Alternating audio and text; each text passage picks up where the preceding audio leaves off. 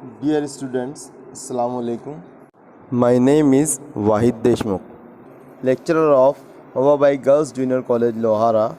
Welcomes to all of you in our first video lecture of class 12th English subject. Today we are going to discuss chapter 1.1 An Astrologer's Day from section 1, which is a prose section. An Astrologer's Day is a very interesting short story written by R.K. Narayan. तो चलिए बिना किसी ताख़ीर के हम इसकी ice breaker activities को समझते हैं। पहली activity, discuss with your partner and complete the activity. What are your strengths. यहाँ पर हमें एक टेबुलर चार्ट दिया गया है जिसमें 3 कॉलम्स हैं। पहले का उन्वान है स्ट्रेंथ्स, यानी आपकी ताकत, क़ुव्वत या सलाहियत। दूसरे का उन्वान है why do you feel so, आपको ऐसा क्यों लगता है कि ये आपकी स्ट्रेंथ है। और तीसरे का उन्वान है ड्रीम करियर, यानी इन स्ट्रेंथ्स की बेसिस पर आपका करियर क्या हो सकता है। एग्ज़ाम्पल के तौर पर आपको यहाँ एक सॉल्व करके दिया गया है। तो स्ट्रेंथ में है painting and drawing. Painting and drawing यहाँ पे आपकी स्ट्रेंथ है। So why do you feel so, कि ये आपकी स्ट्रेंथ है। तो इससे हम क्या कर सकते हैं, कैन विजुअलाइज एंड एक्सप्रेस। हम विजुअलाइज कर सकते हैं यानी तसव्वुर करना, समझना, देखना, एंड एक्सप्रेस यानी कि इजहार करना। अब इस स्ट्रेंथ के अकॉर्डिंग आपका ड्रीम करियर क्या होना चाहिए। तो पेंटिंग और ड्राइंग के ज़रिए से आप कमर्शियल आर्टिस्ट बन सकते हैं, यानी कि कारोबारी फ़नकार, जिसको हम कहेंगे कि इश्तिहार वगैरह का जो माहिर एडवर्टीज़मेंट, वो आप बन सकते हैं। और सेकंड है कार्टूनिस्ट, जो कि न्यूज़पेपर्स वगैरह में अपने कार्टून्स के ज़रिए से करंट इश्यूज़ पर या पॉलिटिकल कोई भी इंसिडेंट होते हैं अगर देश में, उसके ऊपर तंज़ करते हैं। तो ये प्रॉपर प्रोफेशन भी है। चलिए एक और एग्जांपल हम यहाँ पे सॉल्व करके देखते हैं।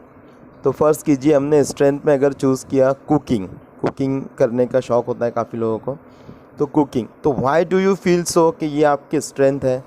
तो हम कह सकते हैं कि love to make various kinds of dishes, यानी हमें अलग अलग किस्म की जो है तो खाने वगैरह पकाने का शौक़ है। अब हमारा ड्रीम करियर क्या हो सकता है। तो वी कैन बी शेफ़ और वी कैन ओपन होटल।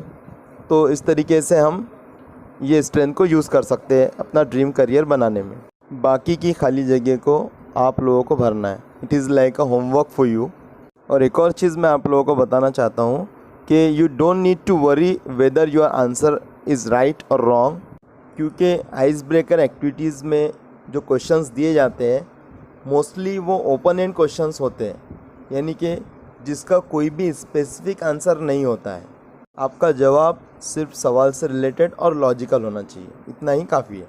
चलिए नेक्स्ट एक्टिविटी देखते हैं। The seen in a local market of a village, town, city is very attractive.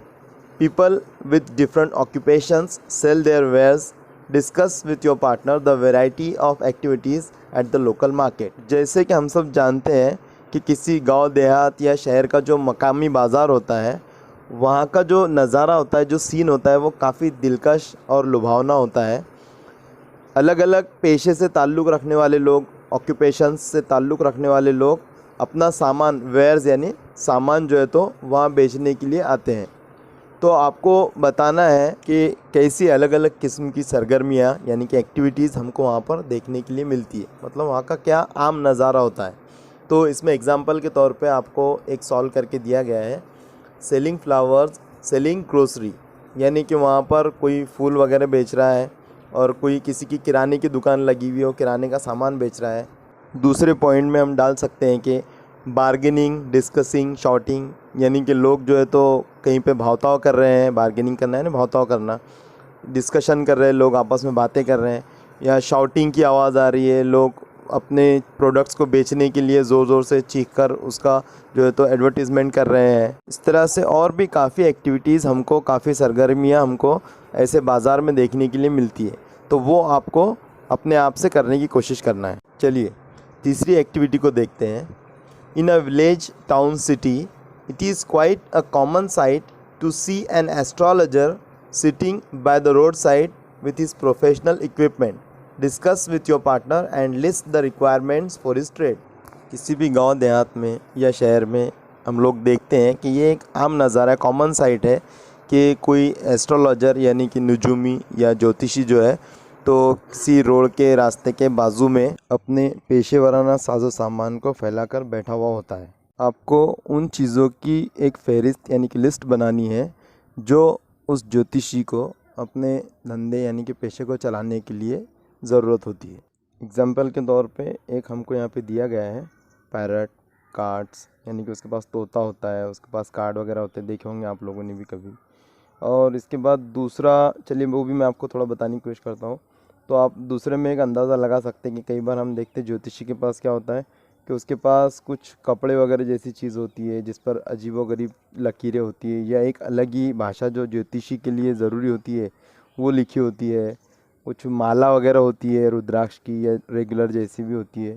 उसके अलावा फूल वगैरह होते हैं। तो इस तरीके से ये दूसरे पॉइंट में हम लोग लिख सकते हैं कि क्लॉथ्स, माला, फ्लावर्स etc। इसके बाद की खाली जगह आपको खुद से भरना है। चलिए एक्टिविटी 4 की तरफ बढ़ते हैं। तो एक्टिविटी 4 है, there are certain unreasonable beliefs among people living in our society.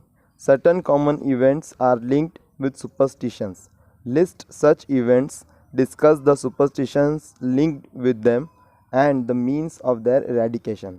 हमारे माशरे में जो लोग रहते हैं हम देखते हैं कि उनमें कुछ ऐसे अनरीजनेबल बिलीफ्स, गैर माकूल अकायद फैले हुए हैं, और कुछ आम वाक़यात को भी सुपरस्टिशंस यानी कि तोहम परस्ती, वहम या जिसको बोलेंगे हम लोग अंधविश्वास से जोड़ा जाता है। So what you have to do is कि आपको ऐसे जो वाक़यात हैं उनकी एक फहरिस्त बनानी है और किन सुपरस्टिशंस, किन अंधविश्वासों से इनको जोड़ा जाता है वो लिखना है, और किन ज़रायों से हम इन अंधविश्वास को समाज में से ख़त्म कर सकते हैं, इरेडिकेट कर सकते हैं। इरेडिकेट करना मतलब जड़ से उखाड़ फेंकना या मिटाना। जैसे फॉर एग्जांपल यहाँ पर एक करके दिया हुआ है, a cat crossing your path. हालांकि मेरे हिसाब से ये होना चाहिए था a black cat crossing your path, क्योंकि हमने जो कहावत सुनी है वो काली बिल्ली के रास्ता काट जाने की है। तो अब जो हमारा दूसरा कॉलम बनेगा जिसका टाइटल होगा सुपरस्टिशंस लिंक्ड विद देम, उसमें हम इस अंधविश्वास को लिखेंगे जो इस सेंटेंस के साथ जोड़ा जाता है। तो वो है कि you will have a bad luck और it is a sign of bad luck. So एक और एग्जांपल हम एक वाक्य का लेते हैं जिसको लोग किसी अंधविश्वास या सुपरस्टिशन से जोड़ते हैं। तो वो हो सकता है कि don't go near a people tree in the night. मतलब ये कि भाई रात के वक्त में पीपल का जो पेड़ होता है उसके नज़दीक नहीं जाना चाहिए।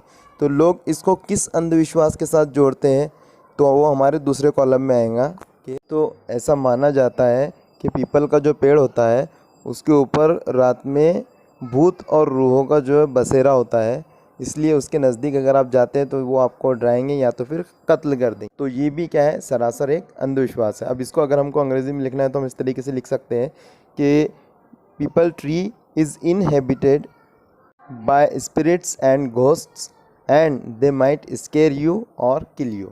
So I hope you all have understood these activities very well. Now complete all the remaining activities and send it to me on my given WhatsApp number.